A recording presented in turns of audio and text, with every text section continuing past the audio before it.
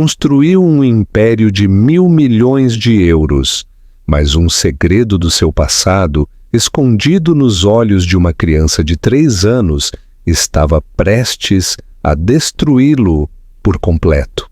O fantasma do passado. Alexandre Blake estava sentado sozinho no seu escritório de paredes de vidro, no topo do horizonte de Nova York, com a cidade a zumbir silenciosamente debaixo dele. Do exterior, ele era a imagem viva de uma história de sucesso, o CEO mais jovem na história da Blake Tech, um homem que transformou uma modesta empresa de software num império tecnológico multimilionário. Os seus fatos feitos à medida, a sua mandíbula afiada e o seu olhar inabalável tinham-no tornado um habitué das revistas de negócios e dos perfis da Forbes. As pessoas admiravam-no, invejavam-no, até o temiam. Mas ninguém o conhecia realmente. Por detrás daqueles olhos castanhos, debaixo do relógio caro que marcava o tempo, incessantemente no seu pulso, vivia algo que ele nunca tinha permitido que viesse à tona: a vulnerabilidade. Ele usava a ambição como uma armadura. Afinal de contas, a fraqueza não tinha lugar nas salas de reuniões, nem nas negociações.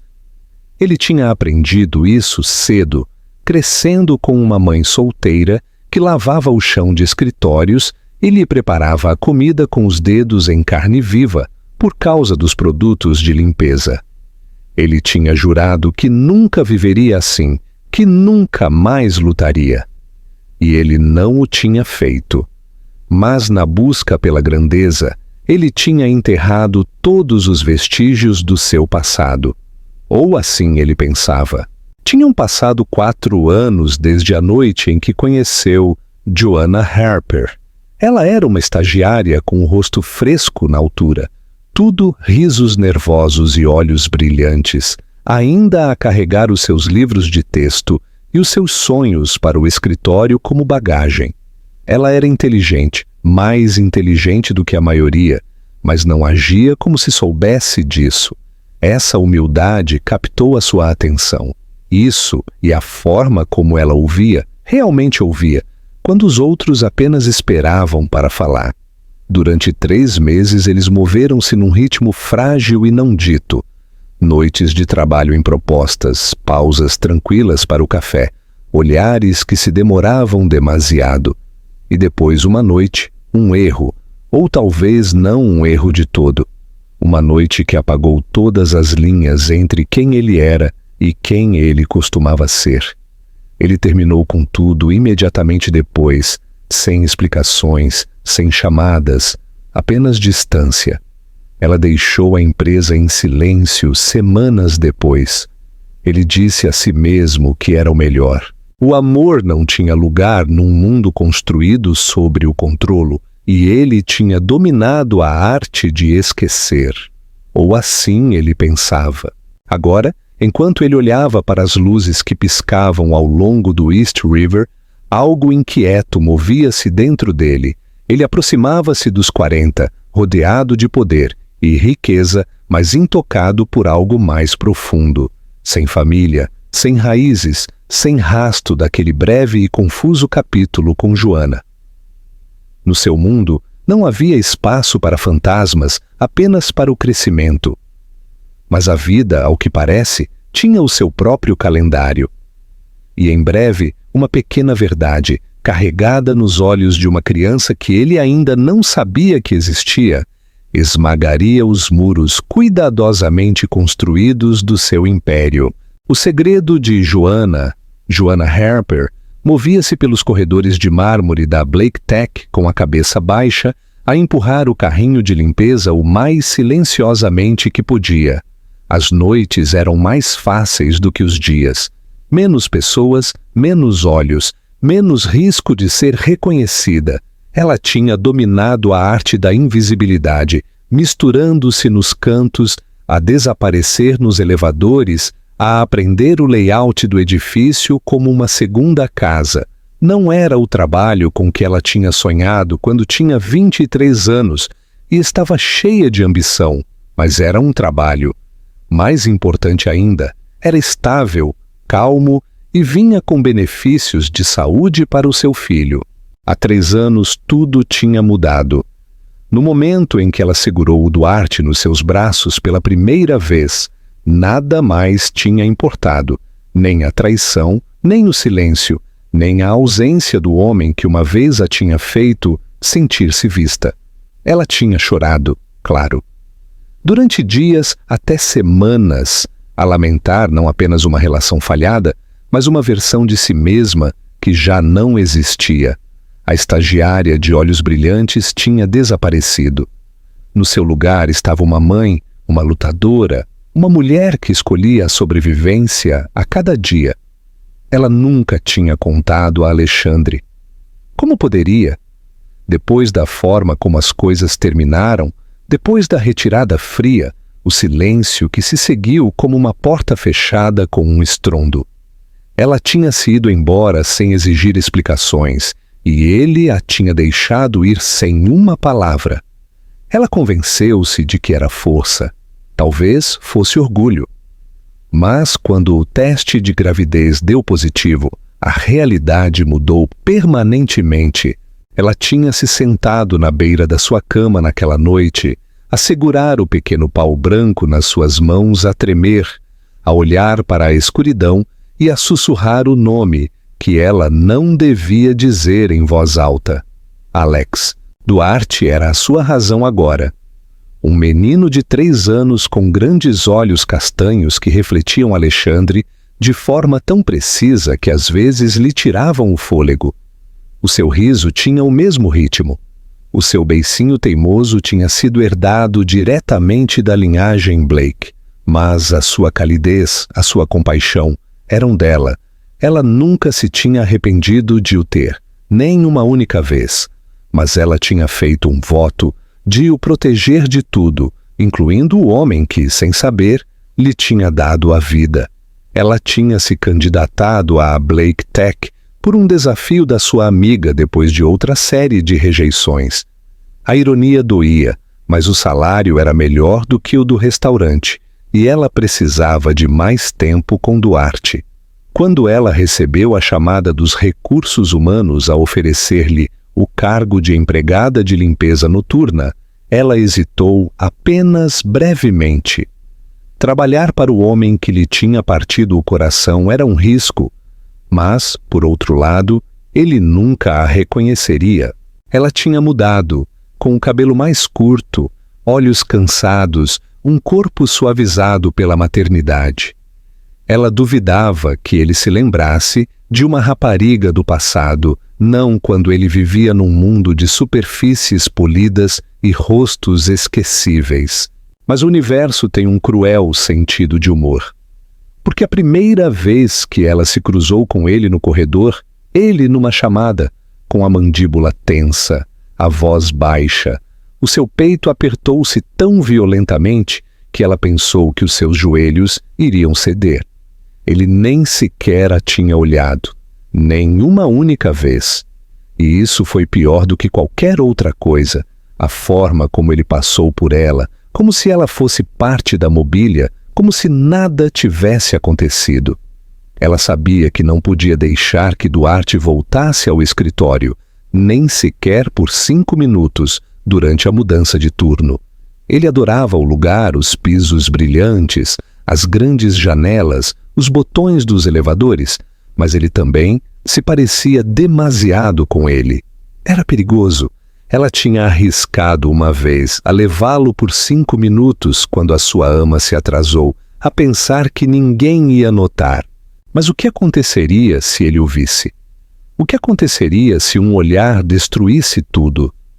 Joana tinha aprendido a viver em fragmentos, pequenas peças de alegria entre longas horas de silêncio, panquecas matinais com Duarte, histórias a altas horas da noite, a forma como ele a chamava de mãe, com tanto afeto que a fazia esquecer cada coisa partida dentro dela. Os seus sonhos tinham mudado. Uma vez ela quis mudar o mundo. Agora ela só queria dar ao seu filho um mundo seguro. E embora ela tentasse afastar o pensamento, algumas noites ela ainda se perguntava: Alexandre importava-se se ele soubesse? Ele sequer se lembraria do seu nome? Ela tinha enterrado as respostas debaixo de camadas de praticidade, mas algo no fundo dela doía, porque não importava o quão ela fingisse o contrário, a verdade estava a começar a agitar-se, e a verdade tinha uma forma de exigir ser vista. O início da dúvida. Alexandre nunca foi o tipo de homem que notava as pessoas que não estavam na sua linha de visão direta. O seu mundo era cuidadosamente curado. Executivos em fatos elegantes, reuniões com investidores poderosos, jantares com clientes que podiam comprar ilhas como sobremesa. Tudo tinha um ritmo, uma estrutura, um propósito. Por isso, quando ele notou pela primeira vez a mulher com o carrinho de limpeza, ele não entendeu por que ele continuava a notá-la. Foi subtil no início, apenas um piscar na borda do seu foco, uma sensação de familiaridade que o fez olhar 2 vezes. Ela movia-se em silêncio, com uma espécie de graça que não pertencia aos corredores estéreis e iluminados do seu império. Algo no seu ritmo, a forma como ela evitava o contato visual, ativou uma memória que ele não conseguia localizar. Não era atração. Pelo menos, não no início. Era mais como uma inquietação, como se alguma parte dele a reconhecesse, mas o seu cérebro se recusasse a cooperar. Alexandre orgulhava-se da sua memória. Ele lembrava-se de números, rostos, nomes de anos atrás. Era uma habilidade necessária nos negócios, e uma que ele tinha afiado como uma faca. Mas esta mulher o inquietava. Ele a viu mais do que uma vez, sempre a altas horas da noite, quando a maioria dos funcionários tinha ido para casa. Ela era tranquila, eficiente, claramente a tentar não ser notada. E, no entanto, cada vez que os seus caminhos se cruzavam, quer fosse no átrio do elevador ou perto do corredor de serviço, ele encontrava o seu olhar a desviar-se para ela, como se o seu corpo estivesse a reagir antes que o seu cérebro lhe desse permissão. No início, ele descartou-o. Ele tinha estado cansado com excesso de trabalho. Talvez ela lhe lembrasse alguém de uma conferência, um assistente, alguém com quem ele se tinha cruzado noutra vida. Mas a sensação não desapareceu, apenas se tornou mais aguda. Uma noite, enquanto ele se dirigia para o seu carro depois de uma longa reunião com o conselho, ele vislumbrou o seu reflexo no vidro escuro perto do nível de estacionamento. Ela estava a agachar-se para amarrar um saco do lixo. O seu cabelo louro escorregava do seu gancho. Os seus traços suavizados pela exaustão.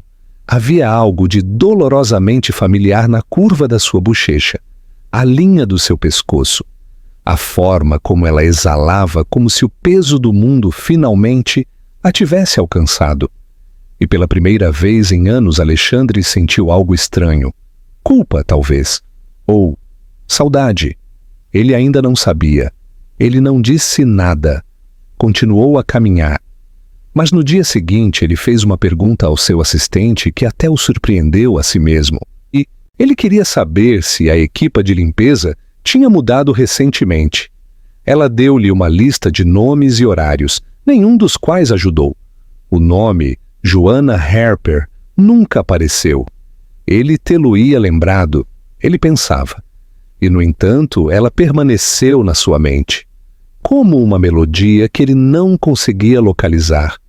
Ele surpreendeu-se a si mesmo, a sonhar acordado durante as chamadas de estratégia, a reproduzir a forma dos seus movimentos, a expressão cansada, mas determinada no seu rosto.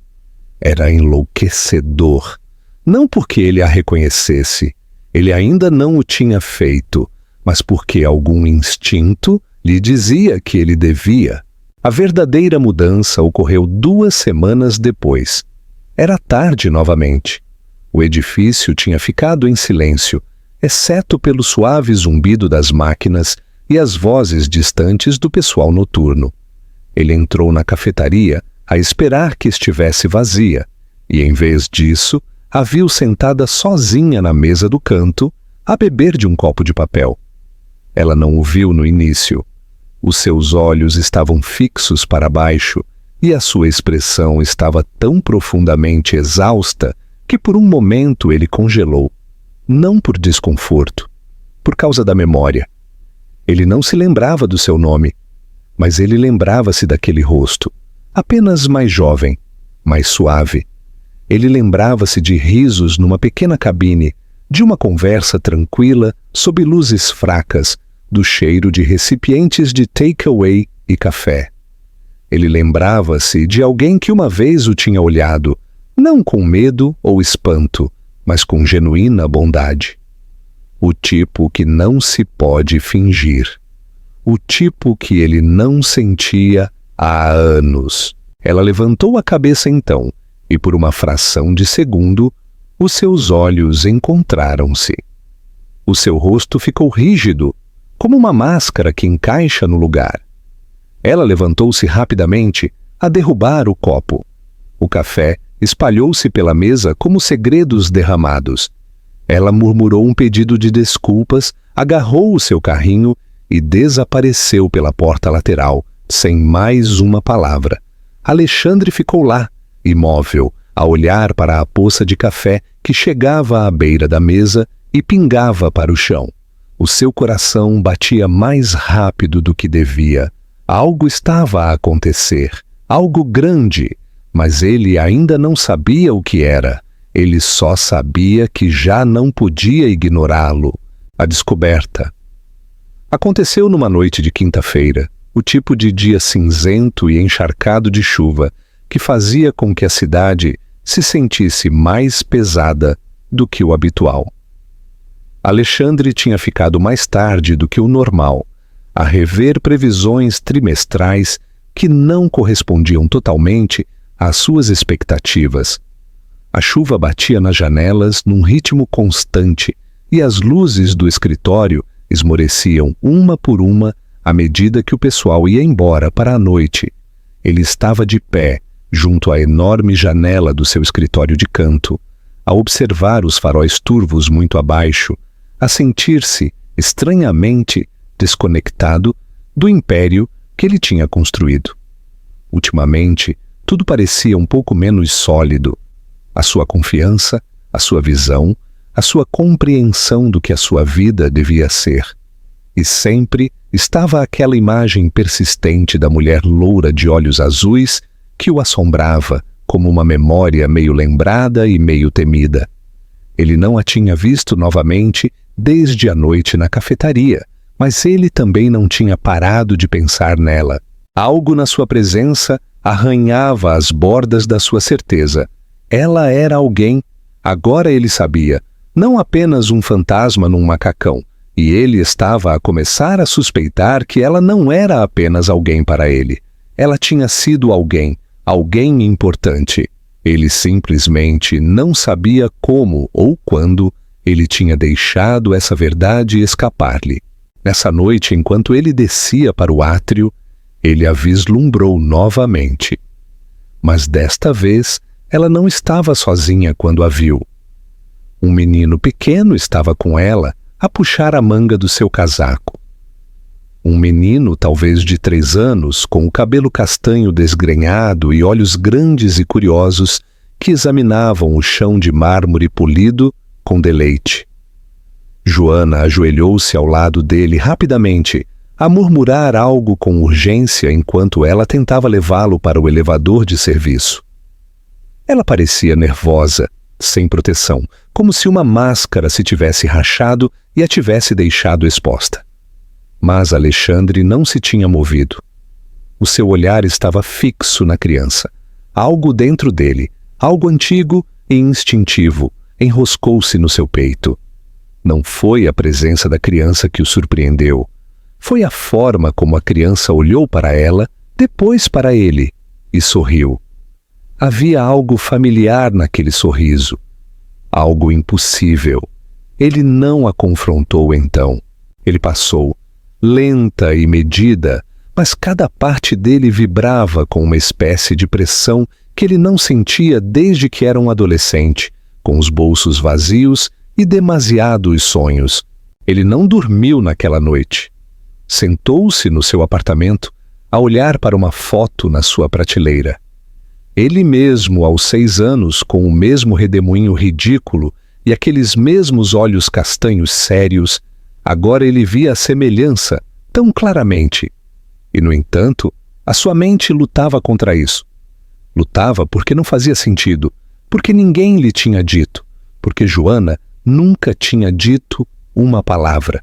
No dia seguinte, ele esperou. Ele vigiou, não como um predador, mas como um homem que tentava confirmar a realidade que ele esperava que não fosse verdade. Ele ficou até tarde, de novo, e quando a viu a entrar na sala de descanso perto da meia-noite, sozinha desta vez, ele a seguiu. Ela virou-se quando o sentiu, e todo o seu corpo ficou rígido. Ela não correu desta vez. Apenas ficou lá, com os braços cruzados à volta de si mesma, os olhos arregalados de pânico silencioso. Ele deu um passo à frente, lenta e cuidadosamente, como se estivesse a aproximar-se de um animal assustado. Joana, ele disse. O nome dela quebrou-se na sua garganta. Ela não respondeu. Ele deu outro passo. Eu vi a criança? O teu filho? Ainda nada. Apenas a tensão na sua mandíbula, a forma como os seus dedos se cravavam no tecido das suas mangas. Ele parece-se comigo?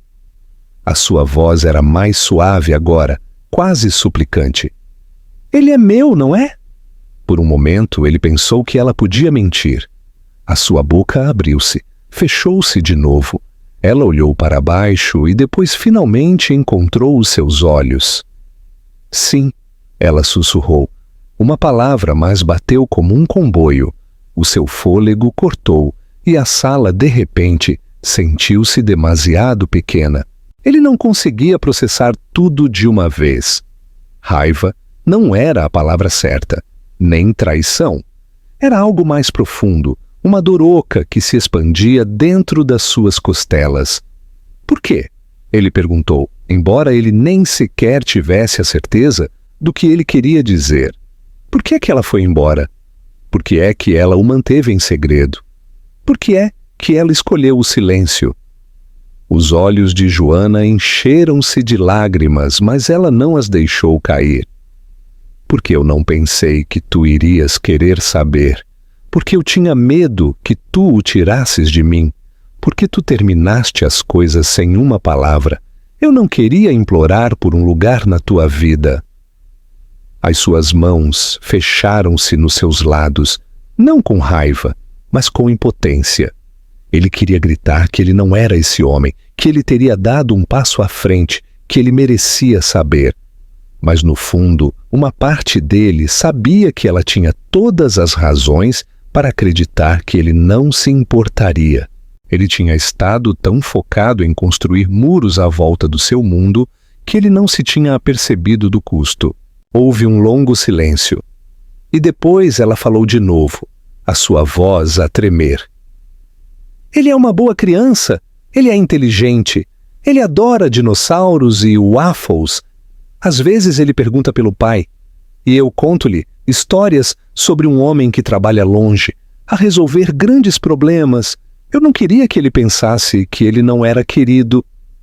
Alexandre engoliu em seco. Essa frase aterrou como uma faca. Ele nunca o tinha sabido, nunca o tinha adivinhado, e agora esta verdade tinha chegado com um peso tão grande que quase o esmagava. Ele deu um passo para trás. Ele assentiu lentamente. Depois ele virou-se e foi embora sem mais uma palavra. Ele não confiava em si mesmo para falar, mas no fundo dele, algo tinha mudado para sempre. As consequências chegaram mais depressa do que qualquer um dos dois poderia ter imaginado. Começou com uma fotografia desfocada tirada de um ângulo estranho no átrio da Blake Tech. Alexandre estava parado, a olhar para Joana e para a criança. A criança tinha virado a cabeça o suficiente para que a semelhança fosse inconfundível para qualquer pessoa que conhecesse o homem do escritório de canto. A foto tinha sido tirada por alguém que não fazia ideia da história completa, mas sabia o suficiente para agitar as águas. Em 24 horas, a imagem abriu caminho através de sussurros e mensagens privadas, até que finalmente chegou à caixa de entrada de um jornalista júnior num blog de negócios local, desesperado por cliques. A manchete foi publicada à meia-noite. Quem é a criança no átrio? Fontes afirmam que o CEO da Blake Tech tem uma família escondida. De manhã, estava em todo o lado. Alexandre entrou no escritório nesse dia e sentiu que a atmosfera mudava mesmo antes de ele passar pelo balcão principal. As conversas pararam a meio da frase. Os olhares prolongaram-se mais do que o habitual. Ninguém disse nada diretamente, mas o silêncio era mais denso do que qualquer palavra. Quando ele chegou ao piso superior, a sua assistente, Marta, o cumprimentou com o rosto pálido e a voz a tremer. Ela entregou-lhe uma cópia impressa do artigo e não disse nada, apenas esperou que ele reagisse. Ele leu-o rapidamente, com a mandíbula tensa a cada parágrafo. Era especulação, cheia de citações anônimas e implicações, mas não importava. O dano tinha começado. À tarde, o conselho tinha convocado uma reunião de emergência. Eles não fizeram perguntas sobre a criança ou a verdade. Eles perguntaram sobre a imagem, sobre os investidores, sobre a confiança pública. Alguns deles pareciam mais preocupados com como isso afetaria a imagem da Blake Tech do que com o que isso significava para Alexandre como ser humano. Ele estava sentado à cabeceira da mesa, rodeado de pessoas polidas em fatos caros, e ouviu-os a discutir a sua vida como uma avaliação de risco. Eles não lhe perguntaram como ele se sentia. Eles não lhe perguntaram se a criança era realmente sua. Eles só queriam saber o quão depressa podia ser contido. Um dos membros do conselho, um homem chamado Hugo, inclinou-se para a frente e disse o que nenhum dos outros se tinha atrevido a dizer. Se isto se tornar mais público, nós podemos ser forçados a pedir a tua demissão, Alexandre. Este tipo de história pode desfazer uma reputação em dias. Alexandre não vacilou. Não mostrou o caos que se agitava lá dentro. Apenas assentiu uma vez. Depois ele levantou-se e saiu da sala sem uma palavra. Ele andou sem rumo pelos corredores durante quase uma hora, a ignorar chamadas, a ignorar mensagens de texto. A verdade ressoou através dele, mais forte agora, incontível.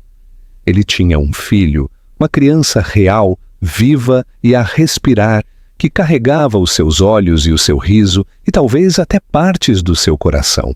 E ele tinha perdido 3 anos com ele, tempo que ele nunca poderia recuperar. O que mais o assombrava não era o escândalo ou as manchetes. Era que Joana tinha tido razão. Ele não a teria acreditado. Ele não teria querido a responsabilidade. Ele tinha estado tão envolvido na ambição que ele podia ter ido embora, mesmo sabendo. Quando ele finalmente se encontrou sozinho no salão executivo, ele olhou para o horizonte cinzento, a cidade tão indiferente como sempre, e sentiu algo a elevar-se no seu peito, algo desconhecido e consumidor. Não vergonha, não medo, amor, cru e aterrorizante. O tipo de amor que vinha com consequências, com sacrifício, e ele soube naquele momento o que ele tinha de fazer. Nessa noite, ele convocou uma conferência de imprensa. A equipe de comunicações tentou pará-lo, tentou guiá-lo através de declarações e planos de contingência, mas ele recusou. Ele subiu ao palco sozinho, vestido com um fato simples sem gravata, as câmaras a clicarem furiosamente enquanto ele se aproximava do pódio. A sala estava cheia de jornalistas, a maioria dos quais já tinha rascunhos preparados, a esperar apenas pela confirmação. Ele olhou para a multidão e falou sem anotações. Há algo que todos vocês já viram a esta altura, e eu não vou perder tempo a negá-lo. Sim, a criança na fotografia é o meu filho. O nome dele é Duarte. Eu não sabia dele até há pouco tempo. E sim, fui eu que não fiz as perguntas certas quando importava. Eu não estou aqui para dar uma versão. Eu estou aqui para vos dizer que é real. E ele é meu. E eu vou ser um pai para ele, tenha ou não um título nesta empresa. A sala ficou em silêncio. Ele continuou. Mais calmo agora, mas ainda firme. Eu passei a minha vida a construir algo que eu pensei que me faria invencível. Mas nada do que eu construí se compara com o olhar nos olhos do meu filho quando ele sorri. Se isso me custar a minha reputação, que assim seja. Se me custar o meu emprego, eu vou sobreviver. O que eu não vou fazer é fingir que ele não existe ou que eu não sou responsável por ele. Eu não vou deixar que ele cresça a pensar que ele foi um erro. Quando ele desceu do pódio, não houve aplausos, não houve vivas. Apenas um silêncio atordoado e os flashes intermitentes das câmaras. E foi suficiente. Porque pela primeira vez na sua vida, ele não estava a atuar. Ele não estava a gabar-se. Ele estava a dizer a verdade. E ninguém, nenhum membro do conselho, nenhum jornalista, podia tirar-lhe. As consequências chegariam. As consequências seriam reais. Mas Alexandre Blake já não tinha medo. Ele tinha um filho. E isso mudou tudo. Redenção e recomeço. As horas que se seguiram à conferência de imprensa foram um borrão de incerteza, especulação e tranquila incredulidade.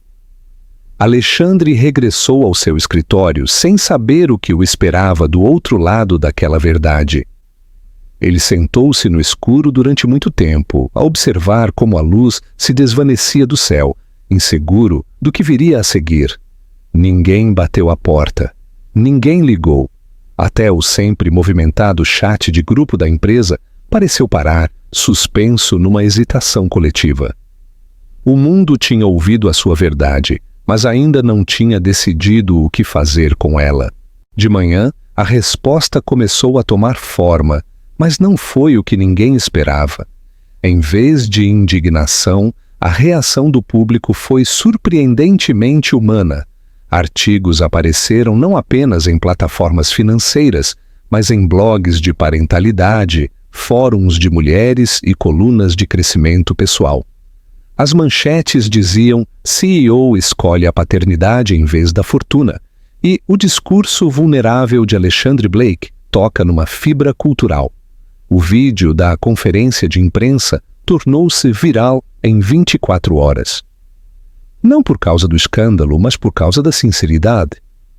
Num mundo tão habituado à manipulação, aqui estava um homem que não tinha tentado esconder nada. Ele tinha se levantado num palco e tinha assumido os seus erros sem culpar ninguém ou dar desculpas. E as pessoas responderam a isso. Claro, houve críticos. Houve investidores que pediram a sua demissão. Membros do conselho que emitiram declarações cuidadosamente elaboradas de desilusão e fontes anônimas que questionaram o seu julgamento. Mas eles foram rapidamente abafados pela onda de apoio público de pessoas que nunca antes se tinham importado com a Blake Tech. De repente, o homem no topo de um império tecnológico frio tinha um rosto humano, um rosto que parecia assombrado, humilhado e inconfundivelmente comovido. Os funcionários começaram a falar em sua defesa. Membros do pessoal anônimos partilharam histórias sobre a sua integridade, a sua ética de trabalho, até momentos de bondade inesperada. A maré estava a mudar. Para Joana, os dias que se seguiram foram mais complicados. Ela nunca tinha querido este espetáculo, esta súbita visibilidade. O seu telefone não parava de tocar. Os jornalistas a assediavam no trabalho e em casa, a pedir-lhe entrevistas, declarações, reações. Amigos com quem ela não falava há anos entraram em contato, alguns com gentileza, outros com uma curiosidade mal disfarçada. Ela tentou proteger Duarte do caos, mas até ele podia sentir que algo estranho estava a acontecer. Ela disse-lhe que estava tudo bem, que tudo ficaria bem, mas a sua voz tremia mais do que ela se apercebia. Uma noite, enquanto ela estava sentada no seu pequeno apartamento a ler para Duarte, alguém bateu à porta. Ela congelou. Durante um longo momento, ela apenas ficou a olhar para a maçaneta, com o coração a bater com um tipo de medo que ela não conhecia há anos. Depois ela levantou-se, caminhou lentamente pela sala e abriu. Alexandre estava lá, sem segurança, sem câmaras, só ele. O seu casaco estava úmido pela chuva e ele segurava um pequeno dinossauro de peluche na sua mão. O mesmo que Duarte tinha apontado uma vez numa montra semanas atrás, quando ela lhe tinha dito, talvez para a próxima. Eu não quero tirar-te nada, disse Alexandre em voz baixa.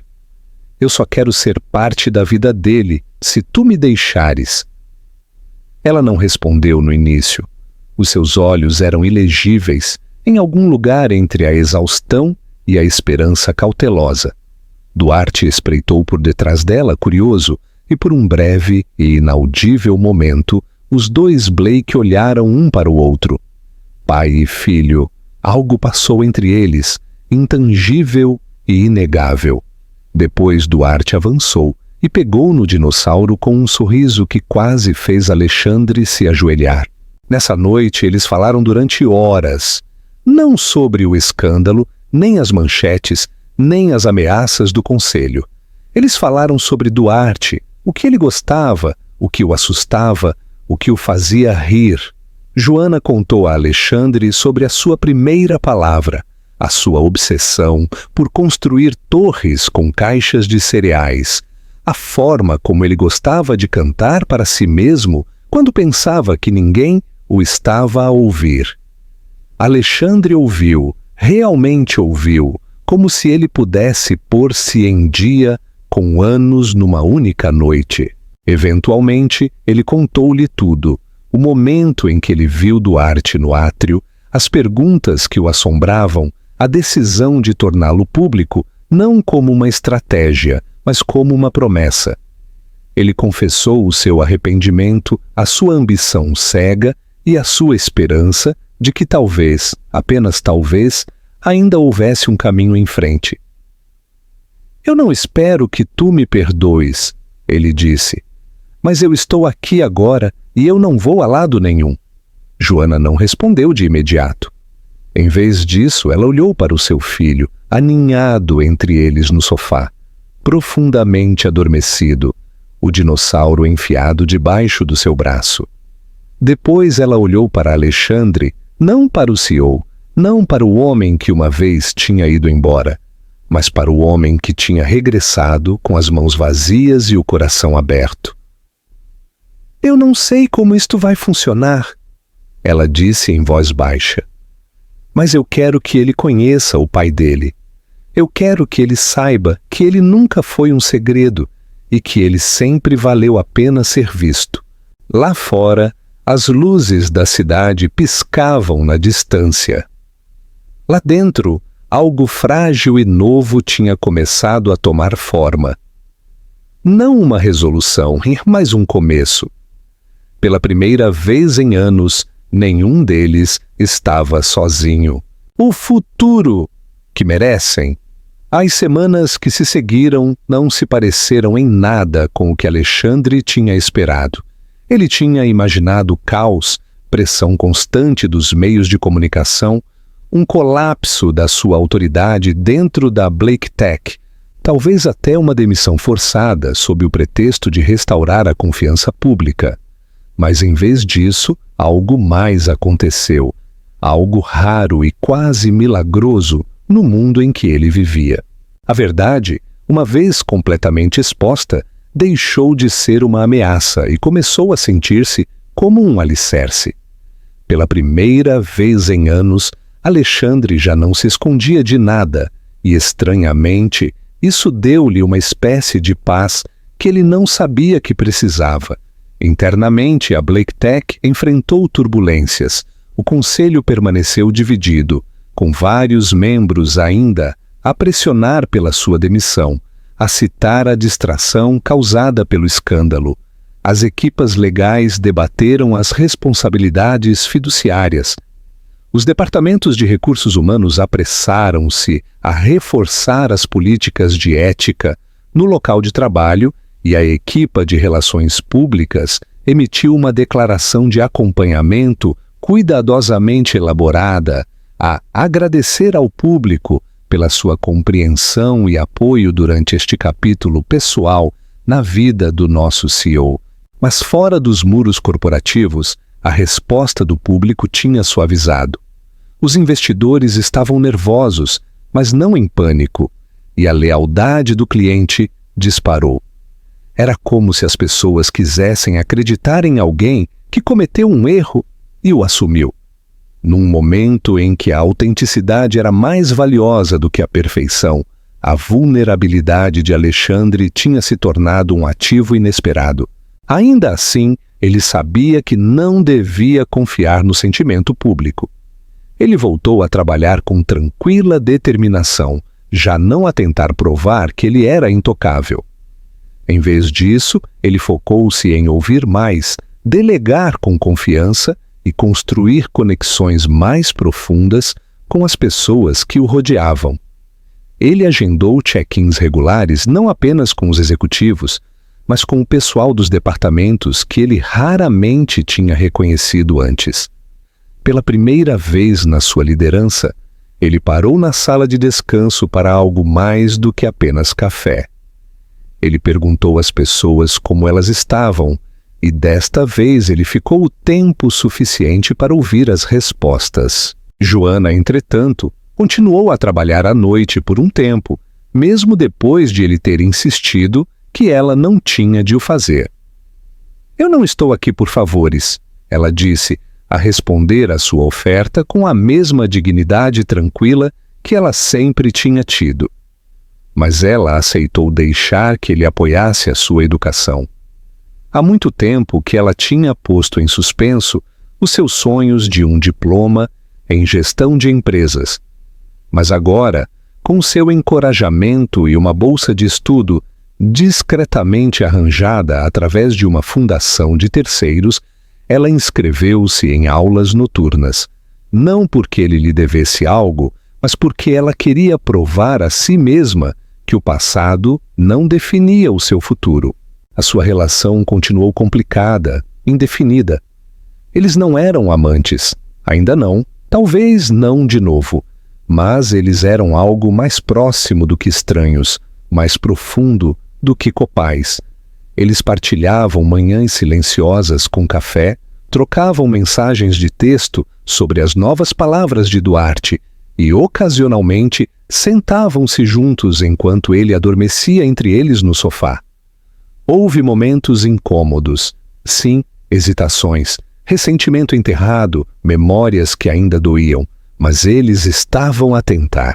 E cada vez que Duarte procurava a mão do seu pai sem hesitar, ou sussurrava, "Pai", com um sorriso sonolento, essas rachaduras na sua história suavizavam-se um pouco mais. Duarte tornou-se a ponte que nenhum dos dois tinha esperado, mas que ambos tinham precisado desesperadamente. Ele estava cheio de perguntas. Sobre o escritório, sobre as câmaras, sobre por que as pessoas às vezes os olhavam quando eles caminhavam no parque. Alexandre respondeu o que pôde, simples e sinceramente. "As pessoas não sabiam que eu tinha um filho. Ele disse uma vez, a ajoelhar-se para olhar para Duarte nos olhos. Agora eles sabem, e eu estou muito feliz que eles saibam. Duarte apenas assentiu e regressou ao seu caminhão de brinquedo, sem se incomodar com a complexidade de tudo. As crianças eram engraçadas dessa maneira. Eles aceitavam o amor sem necessidade de entender todos os detalhes por trás dele. Eventualmente, Alexandre tomou uma decisão que surpreendeu até os seus assessores mais leais.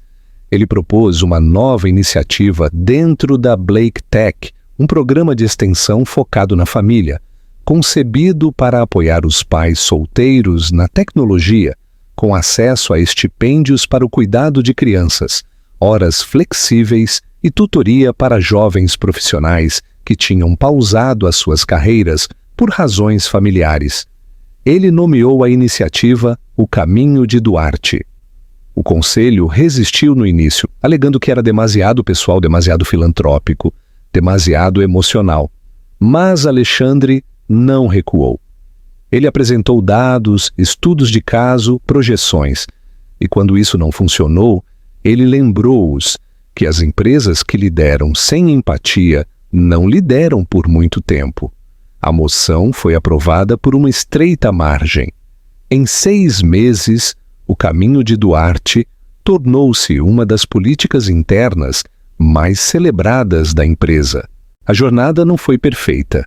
Ainda havia artigos, ocasionais reações negativas e longas noites cheias de perguntas que nem ele, nem Joana podiam responder ainda. Mas o medo o tinha abandonado. Ele já não tinha medo da imperfeição.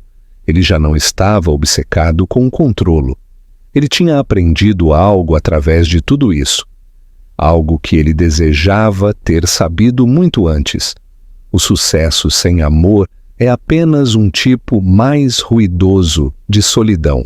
Uma noite, depois de um longo dia e de um jantar tranquilo, Alexandre parou na varanda de Joana com vista para a cidade. Ela pôs-se ao lado dele, a cruzar os braços para se proteger do vento, e eles ficaram lá durante muito tempo sem falar. Debaixo deles, as ruas zumbiam de vida, mas lá em cima ainda era pacífico. Eu não sei o que é isto, ela disse sem olhar para ele. Eu não sei para onde isto vai. Eu também não, respondeu ele. Mas eu sei que eu quero estar aqui, todos os dias. Por ele, por ti, pelo que vier a seguir. Ela não disse mais nada. Mas, depois de um momento, ela aproximou-se e pegou na sua mão. E pela primeira vez em muito tempo, Alexandre Blake não sentiu que ele estava a cair. Ele sentiu que ele finalmente estava de pé sobre algo real. A nova realidade. Era uma tranquila manhã de domingo, do tipo que deslizava suavemente sem urgência, a roçar a luz dourada contra as janelas e a encher a casa com um ritmo lento e pacífico. Alexandre Blake acordou antes de toda a gente, o suave peso de um pequeno corpo pressionado contra o seu peito. Duarte ainda estava a dormir, aninhado nele como um ponto de interrogação, com uma mão a agarrar a borda da t-shirt do seu pai, a sua respiração constante e quente. Do outro lado da cama, Joana jazia de costas para eles, o seu cabelo a derramar-se sobre a almofada em suaves ondas. O mundo estava quieto, sem chamadas, sem manchetes, sem reuniões, apenas o som da respiração e o suave tic-tac do velho relógio montado na parede. Alexandre permaneceu quieto durante muito tempo, não querendo perturbar o momento. Ele sentia-se sagrado, esta frágil bolha de luz matinal e amor tranquilo. Ele lembrou-se de tantas manhãs de anos passados que começaram em quartos de hotel ou suítes corporativas, a acordar com notificações de e-mail e agendas consecutivas. Ele costumava pensar que isso era poder, que isso era propósito, levantar-se cedo e adiantar-se, mover-se depressa e sempre ter o controlo. Mas agora, com Duarte aninhado contra ele e a luz do sol a rastejar suavemente pelas lençóis, Ele entendeu que o verdadeiro poder tinha este aspecto: lentidão, presença, amor que não pedia nada mais do que ser segurado e protegido. A casa junto ao lago tinha sido a sua ideia. Não uma mansão, não um símbolo de estatuto, apenas um lar. Uma cabana modesta que eles tinham renovado juntos durante o último ano. Não ficava longe da cidade, mas longe o suficiente para sentir que o ruído finalmente tinha parado. Joana tinha escolhido as cores. Duarte tinha escolhido o seu quarto.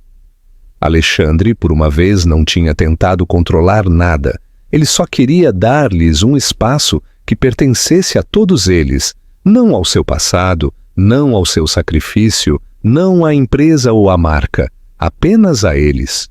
Quando Duarte acordou, a piscar com aqueles grandes olhos castanhos que refletiam os seus, ele sorriu sonolento e sussurrou: "Nós vamos fazer panquecas hoje?"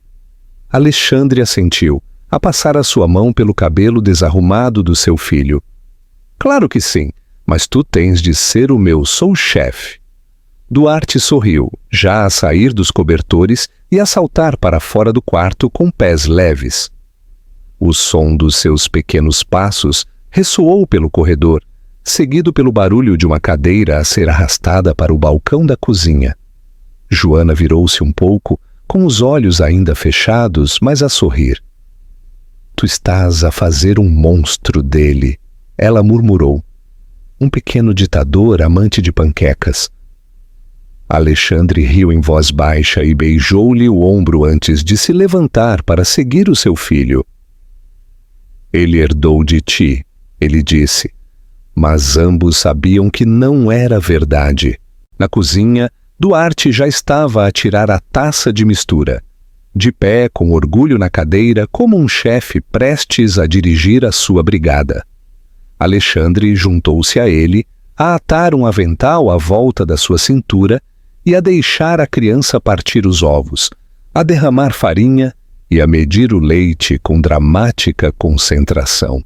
Era confuso, era caótico, era perfeito.